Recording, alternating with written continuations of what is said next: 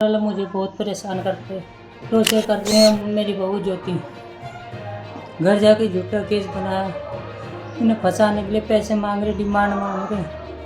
पैसा कहाँ से दूँ, इतने कहाँ से लाऊं? मेरी बहू झूठे पे झूठ केस लगा रही, अगर तो मैं बर्बाद कर दूँगी जिंदगी नरक।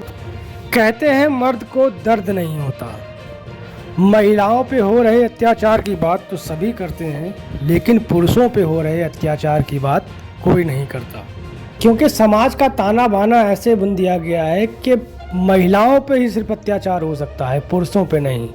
जबकि लगातार ऐसे उदाहरण सामने आ रहे हैं। अभी कुछ दिन पहले बेंगलुरु के अतुल सुभाष की कहानी सामने आई थी, जिसके बाद सभी लोगों में चर्चाएं गर्म हो गई थी कि पुरुषों को भी न्याय मिलना चाहिए, पत्नी द्वारा पुरुष भी प्रताड़ित हो सकता है। लेकिन ऐसा नहीं है कि ये एक पहला मामला रहा हो। देश में लाखों अतुल सुभाष जैसे लोग हैं जो अपने पत्नी और ससुराल से पीड़ित होकर आत्महत्या करने पर मजबूर हो रहे हैं। टॉर्चर कर रहे बार बार, माँ बाप को कर रहे। मेरे बाप 80-85 साल का है, मेरी माँ 60-65 साल की।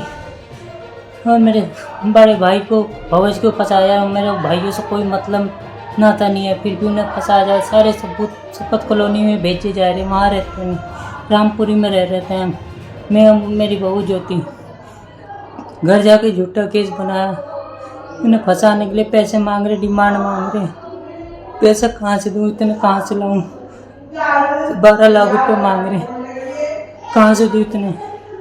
12 लाख से भी ऊपर डिमांड है। इतने गरीब आदमी केस लड़ने के लिए पैसे नहीं, कहाँ से लाऊं? हाथ पैर जोड़ लिया, चौकी में भी मेला, थाने में भी नहीं मानने। मैं तो पैसे मतलब मैंने घर बचाने के लिए ब्याह नहीं करा था, सिर्फ मैंने पैसों के लिए ब्याह करा था। बता मैं कहाँ जाऊँ? मुझे बेफालतू कसूर फंसाया गया, फिर भी माफ़ी मांग रहा, नहीं मुझे छोड़ रही। ना कह ना तलाक दूंगी, ना तो मैं छोड़ूंगी, मैं क्या बर्बाद कर दूंगी मैं तो मैं सारों को। बताओ मैं कहाँ जाऊँ, किससे मिलूँ? प्लीज़ मदद करो मेरी।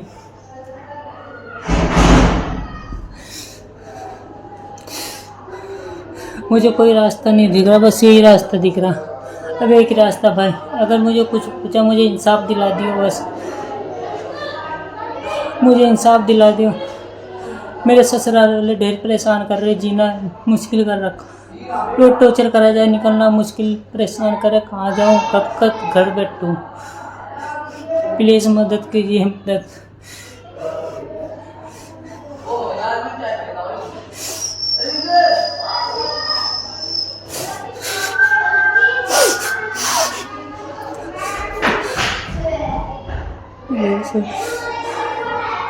मेरी बहू झूठे पे झूठ केस लगा रही, अगर तो मैं बर्बाद कर दूंगी जिंदगी ना।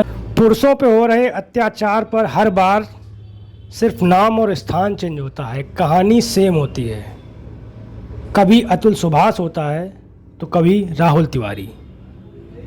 इस बार एक युवक ने अपने ससुराली जनों पे प्रताड़ना का आरोप लगाते हुए आत्महत्या का प्रयास किया, और वो इस समय अस्पताल में ज़िंदगी और मौत की जंग से जूझ रहा है।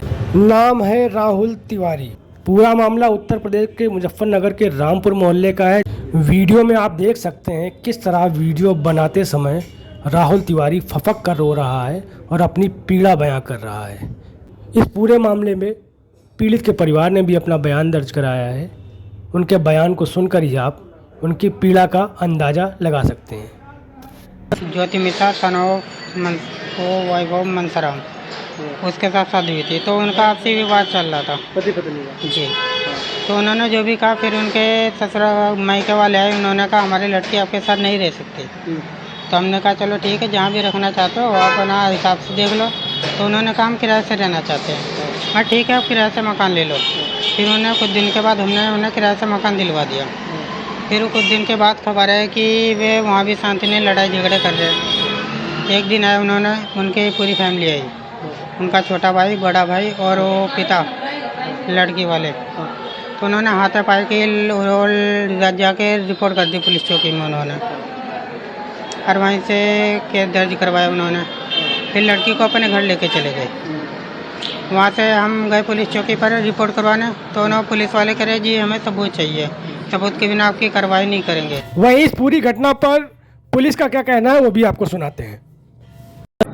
यह व्यक्ति राहुल पुत्र राज नारायण जो कि रामपुरी मोहल्ला कोतवाली नगर का रहने वाला है। इसकी शादी डेढ़ से 2 साल पहले हुई थी और विगत 9 महीने से इसकी पत्नी से विवाद चल रहा था।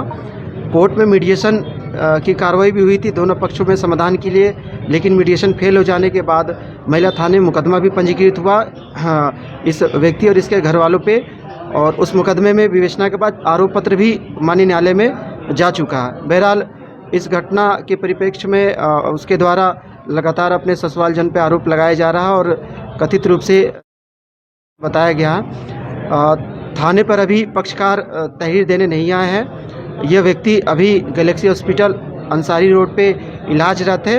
वार्ता की गई है, अभी वो खतरे से बाहर है और ठीक है। डॉक्टर ने भी उसके स्वास्थ्य को ठीक होना बताया है।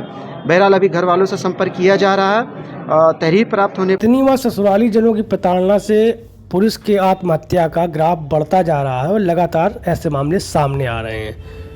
पुरुष प्रधान कहे जाने वाले भारत देश में पुरुष अब नाम मात्र का प्रधान रह गया है।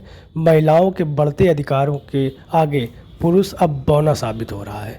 महिलाओं का अधिकार बढ़ रहा है, ये कोई बुरी बात नहीं है, लेकिन इन सब के पीछे कहीं ना कहीं पुरुषों के अधिकारों का हनन भी किया जा रहा है, जिस कारण से ऐसे मामले निकलकर सामने आते हैं। सरकार और कानून को चाहिए कि इन मामलों पर लगाम लगाई जाए और दोषी महिला हो या पुरुष, जांच पड़ताल के बाद उस पर सख्त कार्रवाई की जाए। ऐसी ही खबरों को देखने के लिए देखते रहिए नेशन न्यूज़ भारतवर्ष।